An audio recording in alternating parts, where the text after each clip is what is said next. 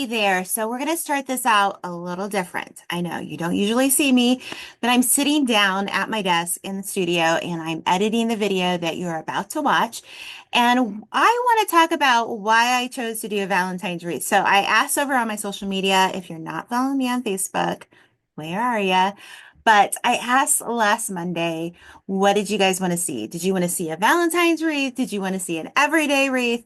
And the split decision was a little bit more to the everyday wreath. But the reason why we're doing a Valentine's wreath is because that's the decor that's out there, right? That's what we can buy at Hobby Lobby or Dollar Tree. And I found some of the things that we're going to use today at Dollar Tree and Hobby Lobby.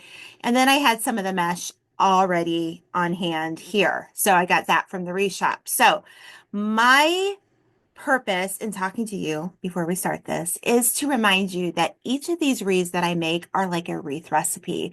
So I want you to keep that in mind for 2025, that the recipes that I show you, recipes, are interchangeable. So if you want to put a St. Patrick's Day theme on this, go right ahead. If you want to do it for Easter, for a birthday wreath, for a summer wreath, these tutorials are not just meant to be a Valentine's Day wreath, even though it's the season we're in. So I hope you guys will enjoy this wreath. I enjoyed making it for you. We're going to use the fuse technique that I came up with a few years ago, and we're going to use it in a ruffle just to kind of give it a fuller looking mesh look. So I'm really happy with the way it turned out. If you're looking behind me here, this is a wreath that is a little blurry because I don't know why I can't change the settings on my Zoom, because I'm recording this in my Zoom because it's easy because it's on my computer. But listen, if you haven't got your free spot and we can make that challenge, it's for the Home Decor Crafting Summit that I'm taking part of. So all you have to do is go down in the description box, find the link for the Home Decor Crafting Summit, and it is a free live event, okay? So it's taking place January 27th through the 30th, and we're going to have a lot of fun. I do believe the first day I'm going to show you how to make this wreath. I had a lot of fun making this before Christmas. But listen, if you want to be a part of it live, it's a free ticket. If you want to be able to keep the videos, then you might have to pay for that if you choose to do so. But either way, you can join live for free. It's a great deal. So what I want you to do is check out that link in the description box below, and I hope to see you there. If you want to watch 35 incredibly talented creators who are crafters and they do all sorts of crafts, you're going to want to be a part of the Home Decor Crafting Summit. So check out the description box below and let's dive into our wreath recipe today. I'm so excited to show you how to fuse two things of mesh, two rolls of mesh together, and we're going to do a fun ruffle wreath. Remember, you don't have to make it Valentine's. You can do it any type of holiday or season you want. So let's get started. All right, so it's going to start with these white foam pieces that I got from Dollar Tree. And if you watched me the other day, I was on Facebook showing you my Dollar Tree finds. Now, we have ultimately only used one of these for this particular wreath, but I am using Artistic Painting Studios foils for this, and we are putting on the medium that will make sure that that foil sticks to our project. So after you let that medium dry for 1 hour, at the minimum, you're going to add your foil. They have so many different foils that you can get, but I, of course, chose my red foil because, honestly, it's Valentine's. And we're going to add some pink to this wreath as well, so stay tuned. But I use the little Scrub Daddy. Is Scrub Daddy sponsoring this video? No, they're not. I just like using it on this. And you're going to see how the paper will release from the foil, and then I just cut out other pieces and add to like some of the curves and everything on this little heart foam piece. What do we call this? A fart? I can't believe I just said that. Okay, I'm leaving this in because I hope it makes you laugh. It's a heart foam piece, Julie. Okay, so that's what's left over. But as you can see, I feel like there's a little bit of the white showing through. And so to kind of tackle any of the imperfections that are left over, I'm going to take a little bit more of the medium and go over the heart where I can still see some of the white. And we're going to let this sit again on the other side. Now, here's the thing. When you make this, just make sure you put enough of this medium on it. I mean, I don't understand why I do this every time, but I think part of it is the lights. When I'm doing this, it's hard to see for me. So as you can see, we are just going to add a little bit more and add it, and it looks so cute. As I'm going to take the little tool here because I had a little piece I couldn't get up. So anyways, I think this turned out super cute. Now, you could do a leprechaun feeling type of feel for this for St. Patrick's Day. Dollar Tree had a lot of different things for that. You could take a sign and make it any way you want. But I really do like working with these foils. They're just really fun. And you guys have seen me do it a lot. So if you want to find out more about those, that information will be in the description box below. So now let's get to fusing our pieces together. So you're just going to take 2 pieces of mesh. You're going to layer them on top. And you're going to take your wood burner and you're going to cut through it. That's how you fuse it. It's pretty simple.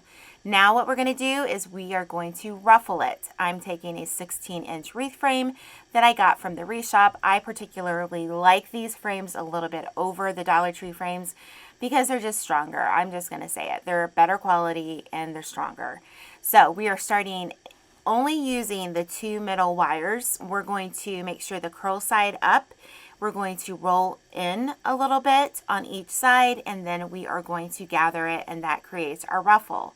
Now we're going to put 3 of these in each section, and I didn't tell you that I cut all of these pieces at 14 to 15 inches each. So this is a little bit longer of that fuse method for you. So you're going to need a wood burner and a glass to do it on, so make sure you check out the description box and I'll have those links for you as well. So as you see, I'm going to now go to the next section and we are going to go up and down. So this one will be on the bottom, I can't talk today, guys. I seriously have some issues. The bottom of the 2 center wires, and then the next one will be on the upper, and then we'll go back to the bottom and back and forth all around the wreath. So here's me doing it in super fast motion. If I could do it this fast, then it would just be wonderful, wouldn't it? It just would be wonderful. But you're going to do 3 of these in each section, which is 18 pieces. So I had another roll of this white mesh, and I'm cutting this at about 24 inches. If you see that glass cutting mat, I got that at Hobby Lobby for $7.99. I talked about it in my Facebook Live the other day and I couldn't believe it. You'll find it in the back of the store where the scrapbooking materials are. So we're going to do the same thing, but we're going to roll it a little bit more and we're just going to have a really pretty ruffle. Now for this, I'm going to put it at the middle in the sections that have the cross bracket. So we're only going to add 6 of these to our wreath. So pretty simple. You can do this for any type of wreath, all right? Now, would I have added more of my fused mesh if I had had 6 more pieces? Yes, I would have, but I didn't, so we have to improvise. And I do feel like this metallic border mesh is just a really fun mesh to deal with, and I always like to see it in this ruffle method simply because of the look. So now I'm going to take that one heart foam. I'm going to take a fluoro pen. We're going to put them down onto the wire. We're going to add some hot glue and always have a little bit of felt laying around. And nobody's going to see that this doesn't match. It's okay. I'm going to add a little bit of glue to this, and this is going to ensure that this will not go anywhere. I'm going to add a couple of quilter's pen on top here. They look like a little T, and it's just going to make it a lot easier. Now, these are the pink that I'm going to add to our wreath. It's going to make a lot more sense when we make our bow. But I got these. They were about $2.49 and then 40% off. So they were a pretty good deal. Cheaper than the Dollar Tree. So we're going to do the same thing. The same thing we did on the red heart. You're going to do it on these pink glittery ornaments. And I just love this. And I even add one of these hearts in the middle of our bow that I'm going to show you how to make. So on this one, I didn't even add the felt. I just added the glue and we just let it set up. You can always add the felt if you want. So I put the big heart around the 11 o'clock again, you can do whatever you want. It's your wreath and it's your creativity that's in part here. But I'm going to twist it on the back, and I'm going to clip that wire and then stick the wire back into the wreath so that it won't scratch my door. Now I'm going to grab those really cute pink little ornaments, that's what I'm calling them, and we're going to add 2 on each side, and then I'm going to save 1 for the bow. Again, same method. You're just going to put it in a really good spot that you can secure it to the wreath frame itself. You're going to twist it, cut it, and put it into your wreath. Now, I hope you enjoy this particular wreath. This was a lot of fun to make, and it turned out super cute. And I just love making it. So if you're not on my email list, did you get an email tonight to tell you about this video? If you did, let me know in the comments below. If you're not on my email list, where are you? You need to be on my email list. All right, now it's time to make a bow. We're going to do about an 8-inch tail, and then we're going to actually do 11 inches for our bow loops here. Now this particular ribbon was really kind of stiff, so it was a little bit of a challenge to work with, but at the end it will look beautiful. So I want you to do this 3 times on each side, and each side you always come back to the middle. Make sure that the right side of the ribbon is facing out, and you might have to move your hand in such a way that kind of helps facilitate that, okay? But this is going to be a really simple bow, and this part of the pink I'm just showing you in real time. As we go on, I go a little bit faster. I speed up the video for you. But this is the main point. Equal lengths of bow, and you will make it happen. I'm going to take a little zip tie, and we are going to zip tie it together.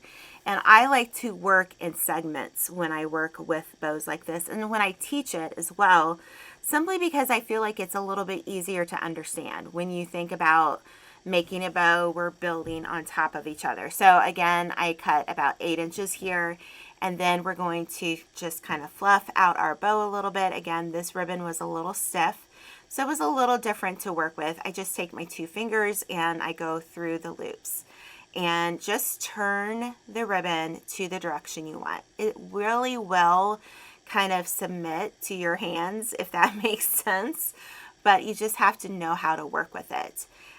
Then I turn my tails a little bit, and then we're going to dovetail these tails. Now I made it a little bit shorter than I intentioned to do at the beginning, but that's okay, right? So we are just using ribbon that I had on hand. So I'm not really going to have links for you to go buy this particular ribbon, but because some of this is ribbon I had from last year and you can't get anymore, but use what you have. So now I'm going to do about a 7-inch tail, and we're going to do 10-inch loops. And I believe that we do, let's see, we do 2 on each side. The same method as before, and we come back to the middle, and then we are going to grab another zip tie it in the middle, and again, we're stacking these bows. It just makes it simpler. And then I'm going to cut the tail, and I'm going to dovetail these as well. So it's pretty simple and pretty straightforward. Let me know in the comments, have you seen me make bows like this before? I know you have. If this is the first time you're watching, make sure you subscribe. I do my best to try to get a video out to you every Sunday night at 6 p.m. Eastern Standard Time. Now this is the ribbon you can't buy, at least not from the Wreath shop. But I had this from last year. Now we started with 11-inch loops with the pink ribbon, 10-inch loops for the red ribbon, and now we're doing 9-inch loops for this Valentine's ribbon, okay? So that's what I do. I kind of keep it an inch or 2 inches difference. So we did 2 loops here. So the base of our ribbon was that pink, and we did 3 just because I wanted a bigger base. So I wanted extra loops. I'm going to set this aside, and we are going to grab this really cute ribbon I got from Hobby Lobby. You can get that there now. Again, you're going to start with the tail, and now we're going to do 8-inch. So remember, we started 11, 10, 9, and now we're at 8. We're just going to do 2 loops on each side, zip tie it again. I know it's a lot of zip ties, but I promise you, this is the easy way to do it. And then we're going to dovetail these ends, and we are going to put it together. Yeah, I messed up there. Did you catch it? But at the end, I like this little black ribbon that I had on hand from Christmas, and I'm going to call this done. This is enough ribbon for this bow. So what we're going to do is we're going to start to stack them. And then I thought, well, I should stop holding the black one, but I didn't want to put it together yet. And now I'm going to take a wire and I'm going to go over the top of all of those bows. All right. And I'm going to twist it together, and you could add the black one in there if you want, but I was just trying to make it a little bit easier. I just took another zip tie because it was black, and nobody's going to see the zip tie on this one. I promise you, because I'm going to show you what I'm going to do next. But I wanted that wire there because that is what we're going to do to connect it to our wreath. So you're just going to go through, you're going to fluff it a little bit here. I just cut the ends of my black ribbon, and now let's put it on top of our wreath. But before we do that, I'm going to take one of those really cute little hearts and we're going to put it in the center. And now we are going to add it to our wreath. Isn't she beautiful? I love this. I thought that little heart just made it for me. It was my most favorite thing about this whole wreath, was putting that heart on that bow. So just find a place and secure it to the back of your wreath, and you are ready to go, my friend. So whether you want to make this a Valentine's Day wreath, an Easter wreath, a July the 4th wreath, use it as a wreath recipe. Make sure you save this and share this video. Make sure you're subscribed, and if you watch the whole video, leave me some hearts down below. Now, these were some other things I got from Dollar Tree that you could use instead, but I'm pretty happy with it. I hope you love how this wreath recipe turned out, because I sure did. So, number 1, thanks for watching. Number 2, are you subscribed? Because I want you to subscribe and be here next Sunday night when we make another fun craft on Julie's Wreath Boutique. Number 3, are you on my email list? Because you need to get on my email list so you'll know when I have a new wreath video or a new crafting video out. And I would love to see you next Sunday night here on Julie's Wreath Boutique. Goodbye.